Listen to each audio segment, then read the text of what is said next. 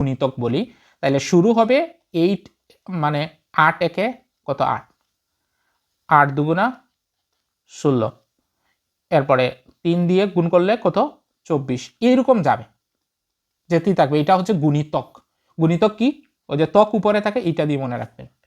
আর যখন গুণনীয়ক বলবে, আপনি কিচ্ছু করার দরকার নাই। ধরেন 8 এর গুণনীয়ক, যেটাই গুণনীয়ক বের করুক, আপনি কি করবেন, প্রথমে 1 লিখবেন, আর পরে যার গুণনীয়ক বের করছেন তাকে লিখবেন। পারবেন? শেষ। তাইলে আপনি কি করলেন, একটা সীমানা নির্ধারণ করে নিলেন। এখন 8কে ভাগ করা যায় এরকম সংখ্যাগুলা দেখেন, 2, তারপরে কত 4, আর যাবে? আর তো নাই।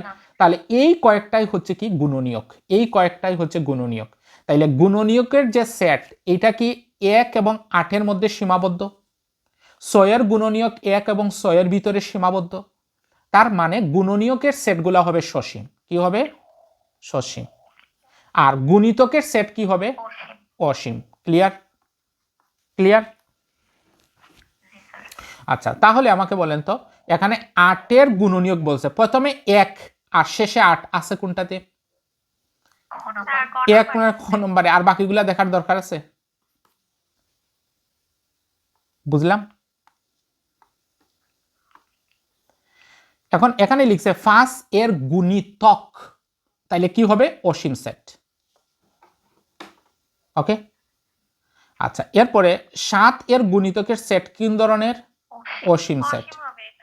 অসীম সেট। স্বাভাবিক সংখ্যার সেট ক্ষুদ্রতম সদস্য কত? বারবার পড়াইছি।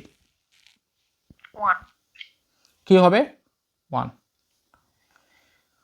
যেসব স্বাভাবিক